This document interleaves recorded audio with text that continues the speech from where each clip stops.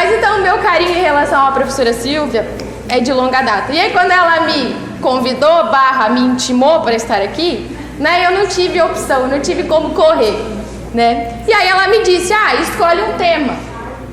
E aí eu fiquei pensando, né, porque eu tenho cara de nova, mas eu não sou nova, já faz um tempo que eu saí da faculdade. E aí eu lembro que quando eu fui para o mestrado, eu tive aula com, provavelmente vocês já ouviram falar, o professor Medina. E o professor Medina chegou na sala de aula e falou assim, é o seguinte, os senhores têm essa lista de temas, dos quais vocês podem escolher um para escrever um artigo.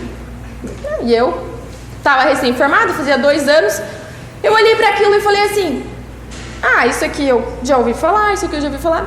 E aí tinha um negócio escrito processo estrutural. Aí eu olhei para aquilo e falei assim, professor, o que é isso daqui? Aí ele me olhou e falou assim, é um tema muito interessante. Eu olhei para ele e falei, tá bom, vou escrever sobre isso. Lá em 2019. Sabia nem o que significava. Eu sou casada com um engenheiro civil, já pensei, deve ter alguma coisa com engenharia civil, né? Estrutural, estrutura, né? E aí fui ler o dito processo estrutural. E lá em 2019, quando eu comecei a escrever, por mais que existisse, as pessoas não escreviam sobre aquilo. Era muito difícil achar alguma coisa sobre o tema. Hoje não, hoje se você jogar lá no Google, né, no mestre Google, ele vai te dar uma relação gigantesca de coisas.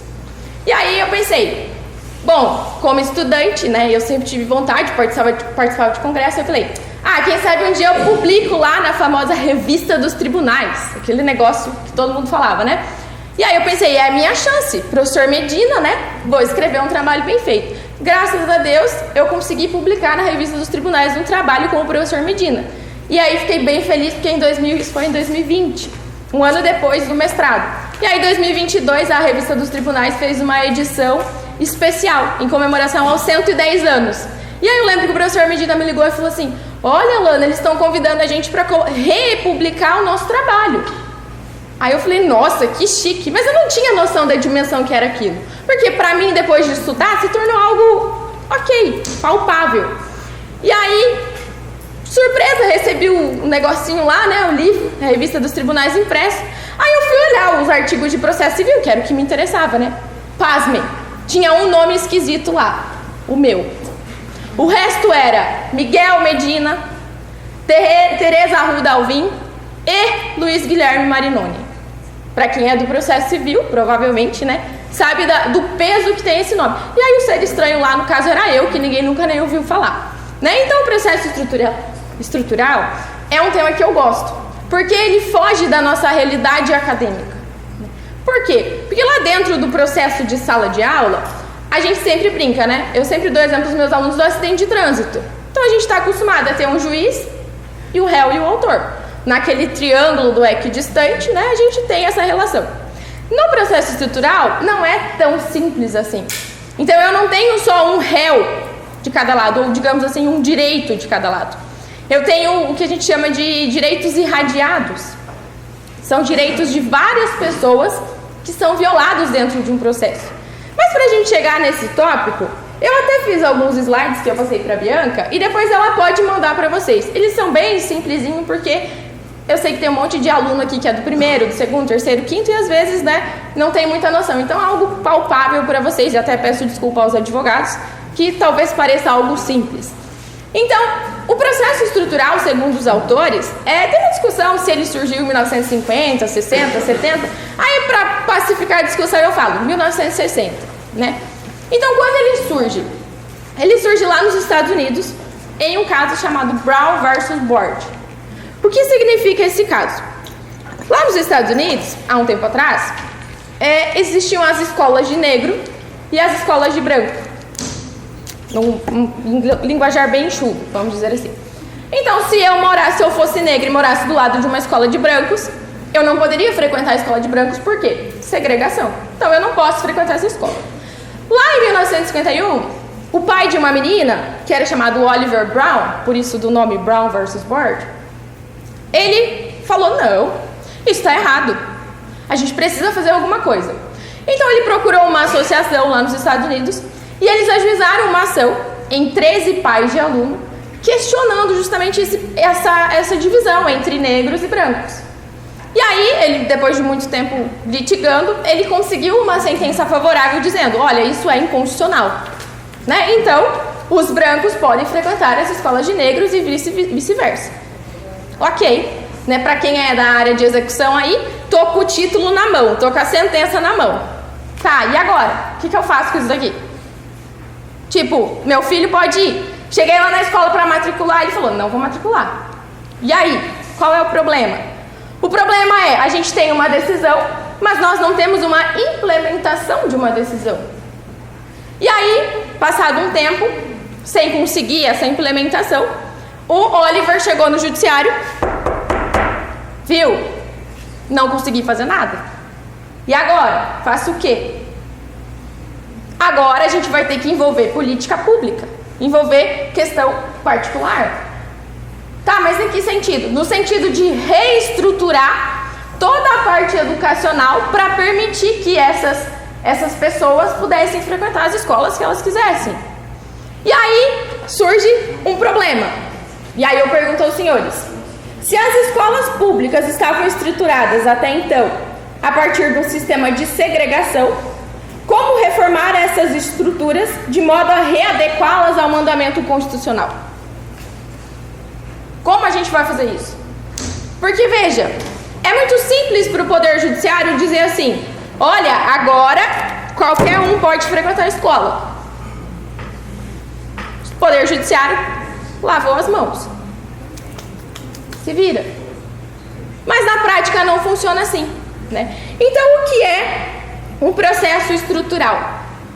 O processo estrutural, como eu disse aos senhores no começo, ele é um processo que envolve um direito estrutural, ou também chamado de direitos irradiados, direitos de várias pessoas, né? Pegando o professor Pegoraro, quando ele começou a falar, eu falei, meu Deus, ele vai falar sobre o meu tema, né? Ele começou a falar de Brumadinho e Mariana.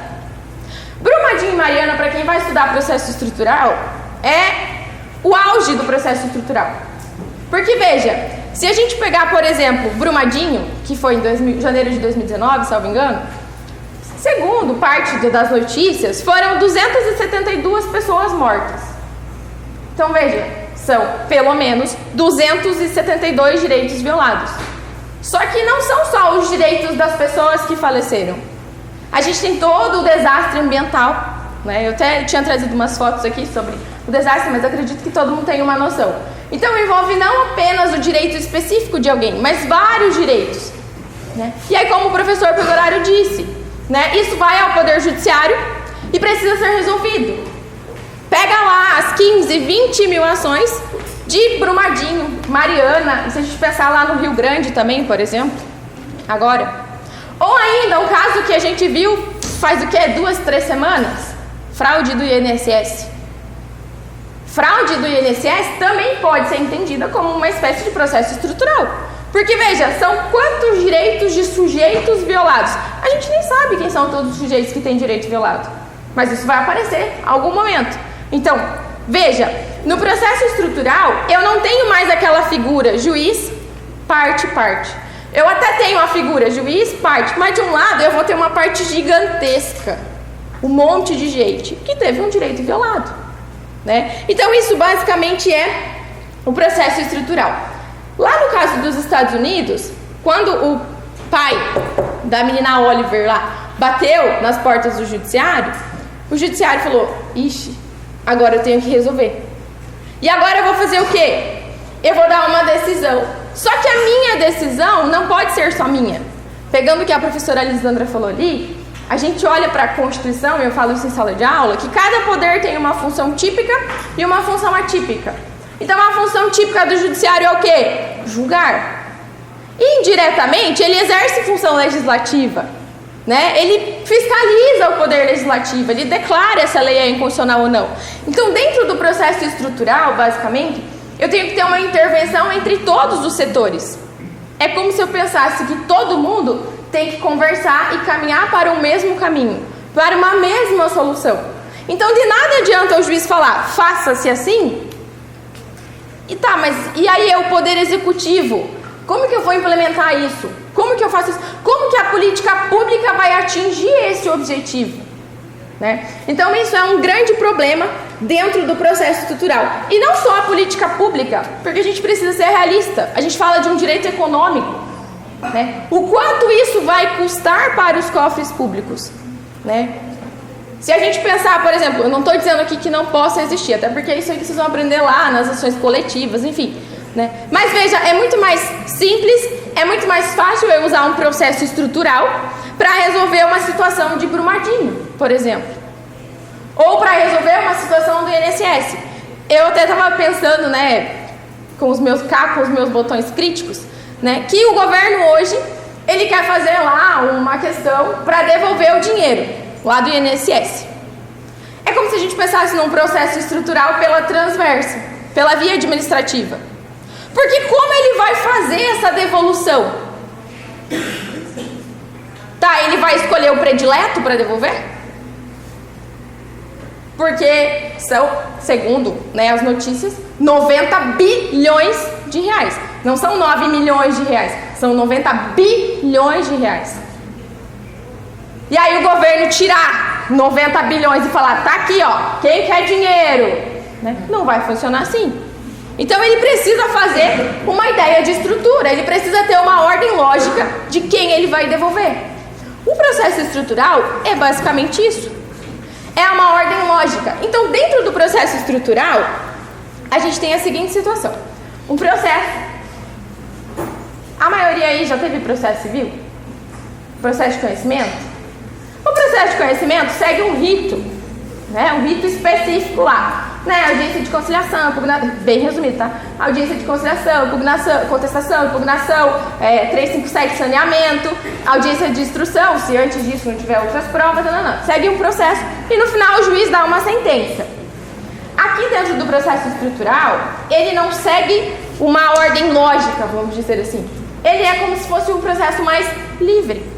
Um processo, aspas, negociado. Sabe lá no processo civil que a gente tem o calendário processual, que supostamente é o calendário feito pelas partes com o juiz? É como se a gente pensasse que no processo estrutural existe uma organização de processo entre o juiz e as partes. Aí eu olho para os advogados e eles estão dando uma risadinha, e com razão. Por quê? Porque na prática não tem isso. Na prática, infelizmente, a gente não consegue ver essa realidade. Né? E aí entra já um outro ponto em relação ao processo estrutural, que é tudo bonito, tudo lindo, tudo maravilhoso. E aí na prática, tá, mas e aí o juiz não ajuda, a estrutura do Estado não ajuda e a gente faz o quê? Mas veja, um dos principais obstáculos dentro do processo estrutural é inclusive a figura do juiz. Porque o processo estrutural, o juiz não pode ser um sujeito simplesmente observador do processo. Assim como ninguém ali é só observador. Tem que ser um processo conversado. Um processo dialogado entre as partes e o Poder Judiciário. E aqui, entre as partes, não só as partes. Né? Eu posso envolver, por exemplo, outras instituições, outros órgãos. Então, por exemplo, se eu pegar o exemplo de Brumadinho ou Mariana, né, eu tenho uma questão ambiental. Por óbvio, o juiz, assim como a gente, também não tem noção do que é a questão ambiental. Então, o que ele pode fazer dentro da esfera do processo estrutural? Olha, vou chamar lá o IBAMA, por exemplo, que vai me trazer uma forma, uma estrutura, um parecer técnico, aspas, de quanto tempo vai demorar para a gente resolver esse problema, ou pelo menos minimizar esse problema. Né? Então, ele pega um sujeito terceiro e traz ele para auxiliar dentro do processo. Então é o sujeito terceiro, o juiz e as partes. Veja, é uma comitiva gigantesca para resolver um problema. Por quê? Porque o problema, volto a dizer, não é de um sujeito. É um problema de um monte de sujeitos. Né? E aí, claro, também, aí, por exemplo, na atualidade, para a gente aplicar o processo estrutural, o primeiro obstáculo, né, é a inexistência de norma. Por mais que a gente tenha processo estrutural dentro dos tribunais, não tem uma lei que trate sobre processo estrutural. O primeiro problema do processo estrutural é a falta de lei. Ora, se eu não tenho lei, eu faço do jeito que eu quiser. eu, Poder Judiciário, tá? Faço do jeito que eu quiser. Eu julgo, eu organizo o processo do jeito que eu quiser. E aí abre problema para um negocinho que os professores já falaram aqui, que é o famoso ativismo judicial. É dar um poder para alguém decidir tudo, sem ouvir ninguém, e fazer do jeito que quiser. E aí, foge totalmente da realidade de um processo estrutural, que tem como objetivo o quê? O diálogo. O diálogo para tentar resolver um problema que é um problema da sociedade, é um problema da coletividade, né? Então, o primeiro problema é isso, um juiz proativo. Outro problema que a doutrina fala também, primeiro, ausência de legislação. Problema estrutural, vamos dizer assim, problema do Poder Judiciário. Problema do Poder Judiciário no sentido de um juiz proativo, no sentido de estrutura. Por quê? Porque o processo estrutural, se vocês já perceberam, ele não é um processo simples. Ele é um processo que ele tem várias partes. Então, por exemplo, a decisão do processo estrutural a gente chama de decisão cascata. Então, a gente dá uma decisão norte, uma decisão literalmente principiológica e genérica. E aí, conforme o processo for andando, a gente vai dando outras decisões no sentido de caminhar. Caminhar para o quê? Para uma finalidade. Aí alguém poderia me perguntar assim, professora, mas isso daí vai demorar uns 50 anos. Por quê? Porque, olha, o juiz fixa uma decisão, aí daqui a pouco não chegou naquele resultado daquela decisão. Aí ele vai fazer o quê? Ele vai virar a chavinha e vai falar assim, não, agora nós vamos mudar, agora nós vamos fazer tal coisa. Tá, mas e aí esse tal coisa, no final a gente vai chegar aonde? Outra crítica. A gente não vai chegar em um resultado prático, a gente não vai chegar em uma finalidade, né? Então, dentro da esfera... Meu Deus. Dentro da esfera... 5 minutos. Dentro da esfera processo estrutural, a gente tem muitos problemas, muitos obstáculos, tá? Os principais obstáculos que eu elenco aos senhores, primeiro, ausência de legislação. Segundo, ausência de estrutura do Poder Judiciário. Aí eu trouxe alguns exemplos sobre processos estruturais. Pegando o que a professora Elisandra falou, a ADPF do sistema carcerário. Ele é um exemplo clássico de processo estrutural. Por quê? Beleza, do jeito que tá, não dá pra ficar. Tá, mas nós vamos resolver como? Vai simplesmente, o governo vai chegar assim, oba, hoje vai sair um monte de penitenciária nova. Tá aqui. 500 bilhões de reais para resolver o problema da inconstitucionalidade. Tá, peraí. Da onde que tem esse dinheiro? Como que vai implementar isso aí? O juiz pode simplesmente chegar e falar isso? Ó, poder público, te vira. Eu mandei você fazer, faça. Outro exemplo bem comum e que aconteceu inclusive aqui no Paraná foi no Hospital da Federal lá em Curitiba. Tinha um monte de gente, né, que, sentido amplo, estava trabalhando ilegalmente, vamos dizer assim. Aí o tribunal falou, isso é inconstitucional, isso está errado. O juiz manda a sentença e fala assim, tira todo mundo que trabalha lá e regulariza a situação. Sim, mas a maioria que trabalhava lá era terceirizado, estava irregular. Pera, vamos fechar a porta do hospital e vamos resolver o problema. Tá, pera. Não dá para funcionar desse jeito. Isso aconteceu lá no Nordeste também, com um hospital que tinha lá. Qual que é a ideia, então, do processo estrutural? A ideia é que a gente faça uma ideia de organização. Então, como que a gente vai tirar as pessoas? Aqui no do Paraná aconteceu assim, ó, vai ter tanto tempo para ir trocando os funcionários. Então, você vai fazendo um concurso, pega 10, faz outro, pega 10, faz outro, pega... Veja, eu não jogo a responsabilidade para o poder público de uma vez. Eu não imponho essa responsabilidade. Né? Então, se vocês pegarem para ler, tem muitos e muitos casos sobre isso. Mas já que a Silvia falou que eu tenho 5 minutos para terminar, eu disse aos senhores que não existe uma legislação sobre o tema processo estrutural. Mas, graças ao bom Deus, nós estamos chegando a isso. Lá em 2015, quando existiu o CPC, nós tivemos um projeto para implementar dentro do Código de Processo Civil, inclusive no artigo 151, o processo estrutural. Mas lá nos finalmente, né, sabe, o lobby, acabou a brincadeira e aí nós não tivemos. Mas trago boas notícias. No dia 31 de janeiro desse ano, o Pacheco, no apagar das luzes dele, ele encaminhou o projeto SIM 3 de 2025, que trata sobre o processo estrutural. Ele foi idealizado em outubro de 2024, foi encaminhado para ele, e em dia 31 de janeiro desse ano ele fez o negócio andar. Ele empurrou o projeto para frente. Já tinha projeto de 2014 e ele empurrou o projeto 3 de 2025.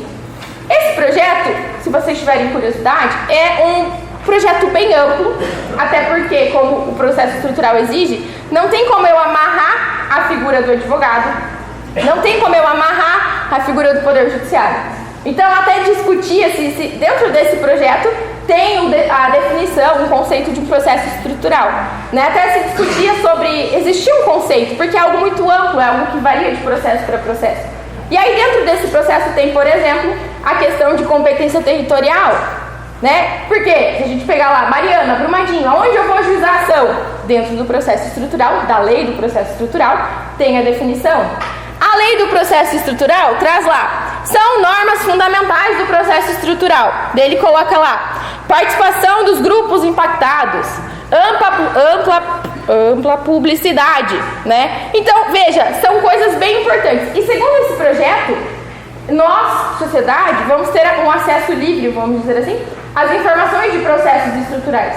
Porque a ideia é que se crie um local em que nós consigamos acessar todos os processos estruturais, descobrir em que pé está. Por quê? Porque nós podemos ter clientes que são afetados por um processo estrutural. Né? Então, talvez não diretamente, mas indiretamente vá ter alguma relação.